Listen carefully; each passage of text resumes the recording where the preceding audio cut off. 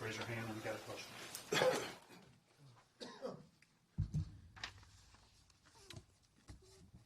So, obviously just really good to get the win. It was hard fought and really proud of our guys. Nothing was easy today. Anticipated that coming in. And as much as anything, just impressed with the way the team stuck together. That first half was tough. Second quarter, right on through. But at halftime, I thought everybody was in a good place. Everybody was thinking the right way. And just, pleased with the way they did things and the way it turned out. Really everybody made big contributions. The defense played an outstanding game. It's one of the stranger shutouts that you'll see that way. They got involved in the scoring. Jay with that interception down in the red zone there for us, give us great field position. Obviously, Weege with the punt return, and Reese did a really nice job with his punting, especially the plus 50 punting. Maybe I've been around where somebody's put 4 inside the 6 or 6 inside, so pretty impressive, especially for a young guy. So that was good. And but 12-7 at halftime, it was a rough game, and that's what you expect in conference play. But just to come out and play the way we did in that third quarter, really great. That's a credit to everybody, and you get 28 points. It makes life a little bit better. So really happy about that. Really happy with the way the guys responded all week long. They put a good weekend.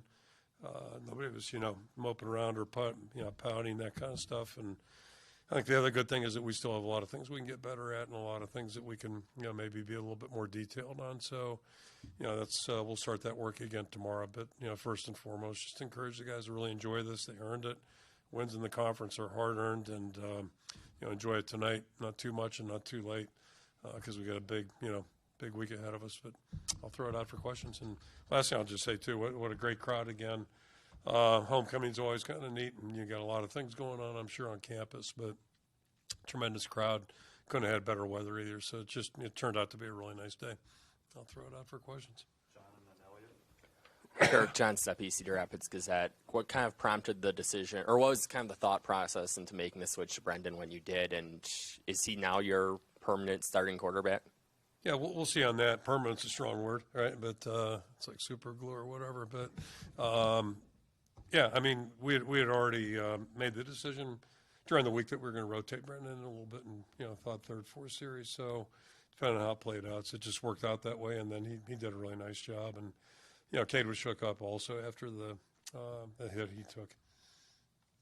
Hey, Kirk, Elliot Clough, Hawkeye Beacon. How much did Brendan's mobility, did you think Brendan's mobility really opened things up for the offense and maybe made things easier, specifically on Caleb, who had a great second half? Yeah, that's a clear contrast. I think, that's one of Brendan's strengths. He's a really good athlete and really good at that. And then, the other thing is he commanded the game, which is, no matter what your style is as a quarterback, you have to do that.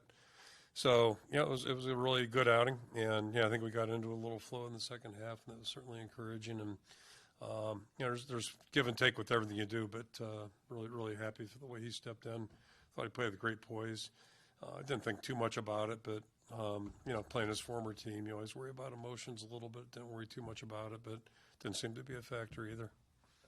Scott Docterman, The Athletic. I wanted to kind of take you back to Sunday and then Monday. Sometimes teams, when their goals are kind of put on ice, they react certain ways. You guys haven't had to deal with this for a while, but sometimes teams just quit buying in. They move on mentally. How did this team not do that, and what made it to where they're focusing, even though whether it's a playoff, conference, whatever, it's kind of out of their control now? Yeah, I mean, you may have figured it out, but I'm kind of a doom and gloom guy, so I always come up with all the bad scenarios that could happen. And to your point, a couple things. I mean, the goal is to win every game. So, when we lost our first one, that kind of went out the window. I think you got to be careful about how you frame goals and, how open you to discuss them. And I think you have to keep things adjustable, especially when you play it in conference like this. So it's just part of the deal. But specifically, I did have the thought going back to 2003. We played Purdue, and that was our third loss that year. And I remember Grant Steen, really being emotional in the locker room, and it struck me. He was thinking about, national championship, all that stuff, or the playoffs or whatever it may have been. And it kind of, it struck me. I wasn't expecting that, so I had that thought this week. But at the end of the day, that season turned out really well. We had a really good season, Guys did a great job, finished up strong, and so I think you just have to be flexible with your thinking that way, and you got to communicate that to your players that, it's still all about this week, and it's a week-to-week conference. I'll keep saying that because it is, and we'll do the counting, all the math and all that stuff at the end of the year. But right now, it's just about trying to do what you can each day, and then hopefully it shows up on Saturday that you did a good job. Adam Jacoby, Hawkeye Beacon. Obviously, it's a lot easier said than done to send a captain like Caden McNamara to the bench. How would you say that he handled, moving to the bench after that move was made? And what can you say about his leadership through all of his struggles through the season? Yeah, he's been great, and can't say enough about that. He's been really good, and it was maybe an adjustment here last year. He was never healthy, but he's been great this entire year, going back to January, and he never got on track all year ago, so it's hard, and that's really hard. But he's been tremendous. I don't know. We send him to the bench, and again, this was pre-planned. We communicate with everybody, especially the parties involved, just what our plan was and why. And I didn't see it as a demotion as much as, like, Brendan's been doing a good job. We want to learn more about him, and we feel like we can win with both of them. So keep our fingers crossed. And to that point, not that but I mean, a week ago Monday, I know it was a big topic. 2 weeks ago Monday, it wasn't a topic about who our quarterback was. So that's the nature of football, and you can't worry too much about that. And our job as coaches is to try to do what's best for the team. David, then Dan. Yeah, David Eichel, HawkeyeInsider.com. Kirk, really quick, injury updates was Reese Vanderzee. Did he exited the game, and maybe a couple other handful nicks and bruises there? Just kind of curious about that. Well, shame. Yeah, both those guys came out and couldn't go back in. Luke was available for, like, emergency, so I think he'll be okay.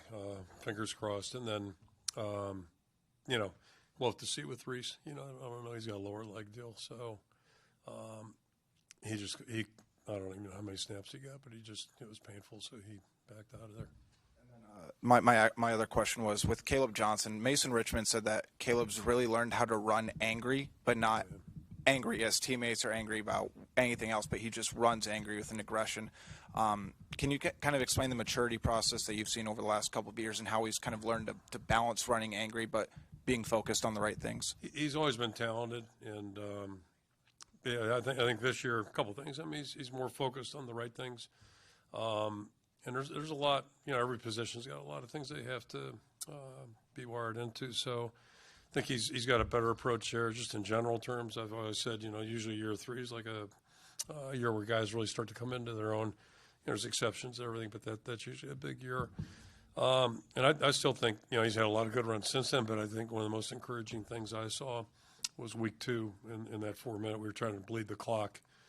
And there were 2 runs he had where he moved it, 5, 6, 7 yards, and it was blocked for 1 maybe. So to me, that was like, okay, this is a good sign. He's starting to figure out how to use what he has. And as you saw, I mean, he'll step through tackles. If you can get him through there, he'll step through tackles. It's really tough for them to bring him down, and he's really doing a good job finishing runs. So he's been delightful, and I think he showed off today. His high school coach was here, who actually brought him up here about 3 years ago, I guess it would have been, and helped keep him from going to Cal. Thank goodness. 4 more. We'll start with Dan. He'd be playing in the ACC, right? How about that? Coach Dan Stacy, Sportscast Media. Your defense did play outstanding today, not allowing any points. Did you put special emphasis on that this week after the Michigan State game, or was it business as usual because they played Yeah, we did this tackling drill. So I'm teasing and being smart. But, so, I mean, they had a completion early in that first drive right in front of our bench for like 15 yards or whatever it was. And then, they got a good running quarterback, Northwestern does. Of course, we let him out around our left side, his right side, and he threw it down there for another completion. So, we kind of started a little bit slow, but after that, the guys made a lot of really good plays. And, it's not, we are who we are, and we do what we do. And I just try to remind the guys, one game doesn't define you. So, and we all have bad days. I mean, we've all had them, and we had one last Saturday night defensively, and Michigan State had something to do with that too, to their credit. So, you got to be ready to go. And the guys I thought really played really well today, and they were happy afterwards, and deservedly so. Yep. Tyler Tashman with the Des Moines Register. First, just Do you know the severity and nature of Cade's injury at this point? Or? He's shook up. I mean, he hit the turf pretty hard, and they took a pretty good shot from that guy. So we'll see what he feels like here. And do you want to land on one quarterback the remainder of the season? Are you okay with rotating? Have you decided that? I mean, we did it in '81. You weren't alive. And it worked out okay. So, but I mean, yeah, we'll do what's best for the team. And going back to the point earlier about the rotation, it wasn't what we were benching Cade. We were, going to give Brendan a chance too. He's done some good things, and it gives us a chance to look at him. And he did a lot of really good things today, and a lot of things he'll get better at too. So it's encouraging. And now you got hopefully two guys we can win with. Chad Lights, Dakota Des Moines Register. How have you seen Brendan kind of just be ready for this role, I guess, in the last 8 weeks or whatever it's been? He seemed, a couple 3-and-outs obviously early on there, but seemed ready once it got going. And we're going to have 3-and-outs. That's part of it too. We're playing good teams. So, and these guys are feisty on defense. I mean, they made it really hard on us, and we knew that was going to be that way. In fact, when it was 7-5, I'm thinking, okay, here we go again. One of these weird, games that we end up in sometimes. But yeah, you can't say enough about Brendan because he got here in June, and so Tim got here 1st of February, roughly. And so, he was really playing catch up, not being here this spring. And there's a lot to learn, a lot of words, all those kinds of things. So he's worked hard at that. And I'd say the same thing about Jacob. Those guys really jumped in there and really did a good job being focused on the right things. They both have good work ethics, and they're mature guys, which I think helps too. He's played experience. And, fun fact, Brendan actually was the losing pitcher last year in this game, and today's a winning pitcher. So how often does that happen? That's kind of interesting on different teams. Yeah. Last question, Jeff. And both were the right way, too, by the way. Yeah. There you go. Kind of two-parter. First of all, Nestor and Fisher, do you have any update in terms of their status? Yeah, so Fish, I don't want to say cold. He came in sick yesterday morning and was not any better today. So I know it's not strep. They've eliminated that, but we'll see. Hopefully he's better. Hopefully he's feeling better right now. But he was hurting. I would expect he'll be back Monday. And then, I'm not a doctor. And then Nestor, I'm not sure. He's got a tissue thing, so we'll see how that comes back.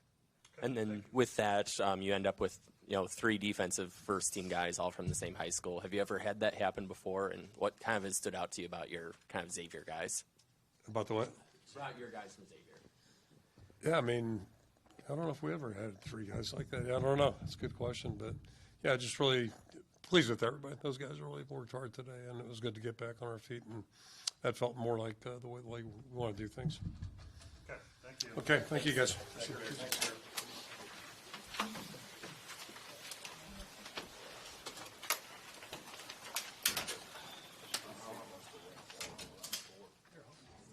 They'll have them upstairs.